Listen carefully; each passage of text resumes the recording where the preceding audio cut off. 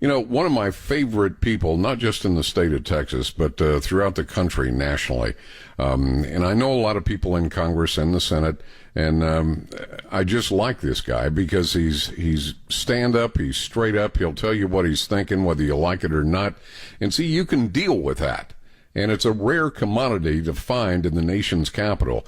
But we've got him. We should be very proud. Texas Senator Ted Cruz. Senator Cruz, thank you so much for making some time for us. We appreciate it. Well, Rick, thank you for having me. I appreciate the kind sentiments and the chance to be with you this afternoon. Let's start with, we got a lot to talk about here in a short period of time. China. I heard John Kerry talking about the greatest threat to America is climate change. You know, I did a lot of speaking in front of swift boat vets back in the day, and you'd be hard pressed to find any of them believing anything John Kerry has to say. Does he not know about China? Well, unfortunately, he does know about China, and Joe Biden knows about China, and they don't care. And we're seeing with the Biden administration a major pivot towards an embrace of communist China. It's one of the reasons why in the very first week in office, Joe Biden signed an executive order re-entering the Paris climate deal. What does that do? That threatens millions of jobs here in the United States, and it benefits China. China is a massive polluter. And the Paris climate deal doesn't require China to substantially rein in its pollution. It just kills jobs in America. And that's one of the great hypocrisies of the Democratic climate agenda, is it doesn't actually make the environment any cleaner. Listen, I have two daughters. I would like them to be able to breathe clean air and drink clean water, and I'd like when I have my grandkids for them to be able to do so also. And if you look at which party has a record of cleaning up the environment? Now, the media will never tell you this, but it is consistently the Republicans. Every major environmental legislation passed in this country was passed under a Republican president. In the last year, do you know what nation reduced carbon emissions the most of every nation on planet Earth? United States. The United States of America. And what is Joe Biden doing? He's taking a step back on all of that. So first day in office, he signs an executive order canceling the Keystone Pipeline. Destroyed 11,000 jobs, 8,000 union jobs obliterated with one pen stroke. Now, what does that do? That hurts a whole lot of people who had good manufacturing and construction jobs. But it also means it makes America more dependent on foreign oil, on Middle East oil, on Russian oil, which is dirtier, which is worse for the environment. So he's killing American jobs and hurting the environment at the same time. And it is an extreme and I think really dangerous agenda. No doubt. In another life before talk radio, I was in the oil and gas business, negotiating contracts with foreign countries. But as I look at this, you're right. With one stroke of the pen, 11,000 jobs, many of those union jobs, were gone, not to mention the peripheral people out of work now, suppliers, contractors, and so on.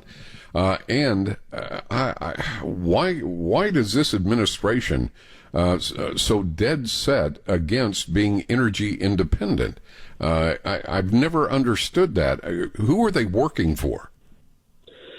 Well, the most important political shift that has played out in the last decade has been an inversion socioeconomically of the parties. And it used to be conventional wisdom that Republicans were the party of the rich and Democrats the party of the poor. Right. That is no longer the case. Today, the Democrats are the parties of rich coastal elites. You look at their funders.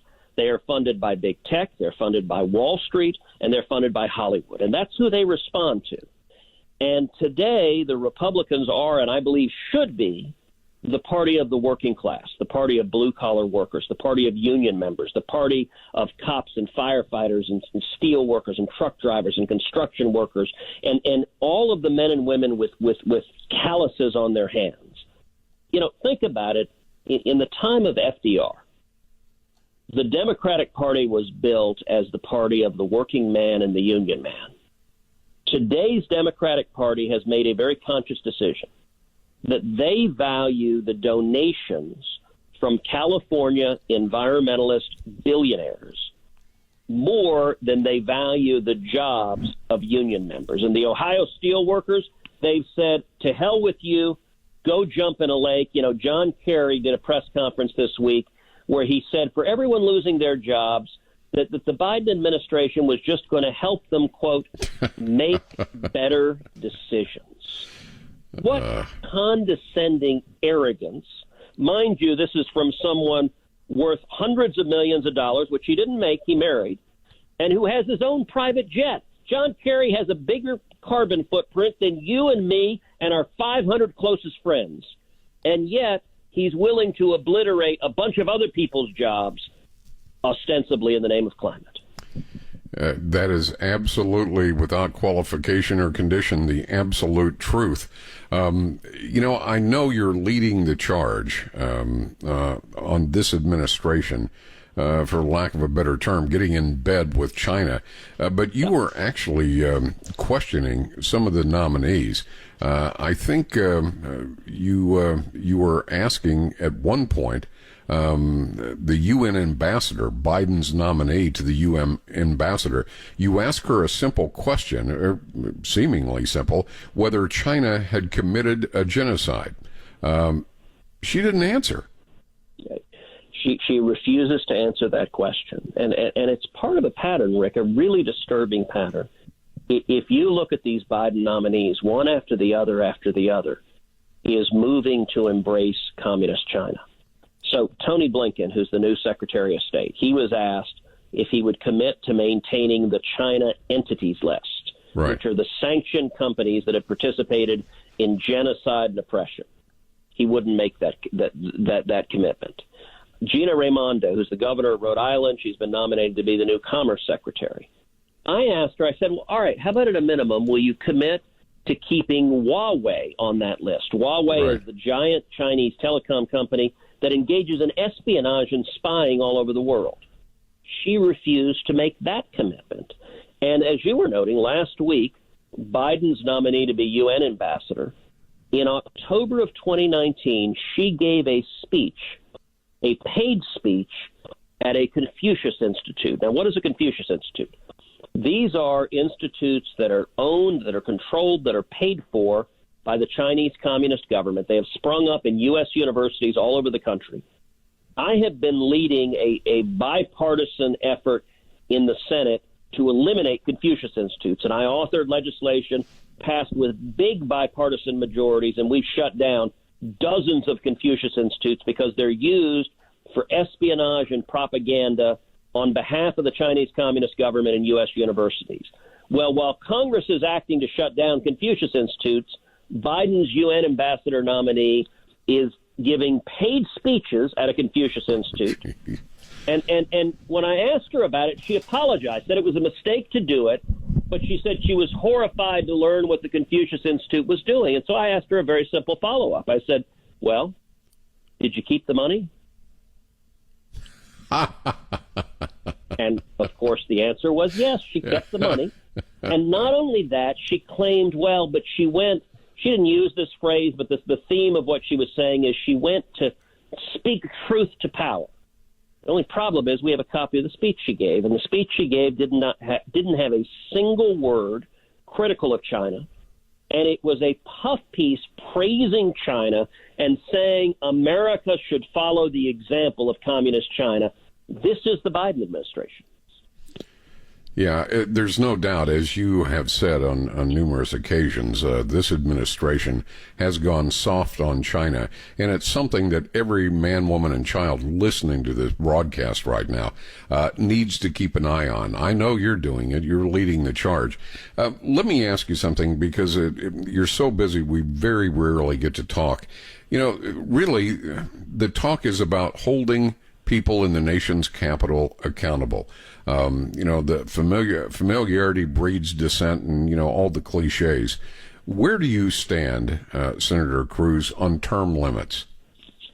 I am passionately in favor of term limits. I have introduced every session of Congress a constitutional amendment to mandate term limits, a maximum of 2 terms for a member of the Senate, a maximum of 3 terms for a member of the House. I I'm fighting for it and have fought for it over and over again. And, it's an amazing thing, Rick. Across the country, overwhelming supermajorities of Americans support term limits. Yep. 70-80% of Republicans support them. 70-80% of Democrats support them. 70-80% of independents support them. You know the one group that doesn't support term limits? Career politicians in Washington. And both Democrats and Republicans, the guys that have been there forever and ever and ever, they are united in opposing term limits. I think one of the key steps we can take to drain the swamp is to get rid of the career politicians who just get in bed with special interests and end up selling their constituents down the river. Just like a man that we've all unfortunately come to know way too way too much, a guy that's been in Washington nearly a half century, 47 years to be exact, with no discernible accomplishments whatsoever, and now the President of the United States. And I must tell you, as a talk show host for a couple of decades, term limits is the first thing people bring up. It's something everyone is behind, and it doesn't surprise me to hear your position on term limits, Senator Cruz. All right, finally, and I know our time is up, I've got to ask you, when it comes to Robin Hood, and I said this very early on, it's almost like David versus Goliath, the independent investor versus Wall Street. You actually are of the same thinking as AOC. Alexandria Ocasio-Cortez, she said she was willing to work with anybody in the GOP, but not you, because you tried to have her murdered 3 weeks ago. What are you doing, Senator Cruz? Well, let's take those one piece at a time. Let's start with the Robin Hood piece. If you look at what's happened the last week or so with the stock GameStop, you had a couple of big hedge funds in New York that were shorting the stock, that were betting the stock price was going to go down. Right. And a bunch of folks on Reddit began urging people to go buy the stock and drove the stock through the roof. It's risen from $4 to up as high as $400. I mean, it's been an insane rise. Now, doing so has put enormous financial pressure on those hedge funds, because those short positions are now wildly underwater. What's happened since then? Well, we saw just this week, Robinhood, the trading app, put in place a restriction where it barred ordinary Americans from buying the stock. Now, the big hedge funds, they could continue to buy and sell it, but if you're just a regular Joe, you were blocked from buying it. And I think that's wrong. I think the same rules ought to apply to everybody. There shouldn't be special rules for rich and well-connected special interests. And listen, is there risk entailed in this? Yes. Is this stock wildly overvalued? Almost certainly. Is there a real risk that it will collapse to the ground and the people who invest in it will lose their money? Yes. But if the hedge funds can go in and gamble at the casino, then the American people ought to be able to participate under the same rules and same standards. And so I am consistently skeptical of concentrated power, whether it's big government, whether it's big business, whether it's big tech. Power is the enemy of liberty. Yep. And what we're seeing here is the rules applied in a way that benefit the rich and powerful and try to harm David and benefit Goliath. So AOC made a point to that effect, and I saw what she said. I said, I'll be damned. I actually agree with her. So I retweeted her, and the sum total of my tweet had 2 words in it. I said, fully agree, and then I had a finger pointing down at her tweet. Well, her response, she lost her mind and basically sent a series of haranguing tweets, screaming and stomping her foot that she would not work with me on this issue because I tried to have her murdered three weeks ago. And it's just, sadly, Rick, it's an example of where many congressional Democrats are now. They're filled with anger. They're filled with rage. They're frankly unhinged. For 4 years, they've defined their entire party by hatred for Donald J. Trump. That's who they are. And you know, this is a time when our country is incredibly divided, where there's emotion and anger. We're seeing families torn apart. Frankly, I think we ought to be treating each other with civility, with respect, with decency. And we ought to be solving problems together. We've got enormous challenges in this country. We've got a global pandemic and tens of millions of people out of work. But the congressional Democrats are just filled with hatred and anger. So if she wants to lash out at me, knock herself out. I'm going to keep doing my job, which is representing 29 million Texans and fighting for jobs and fighting for our freedom.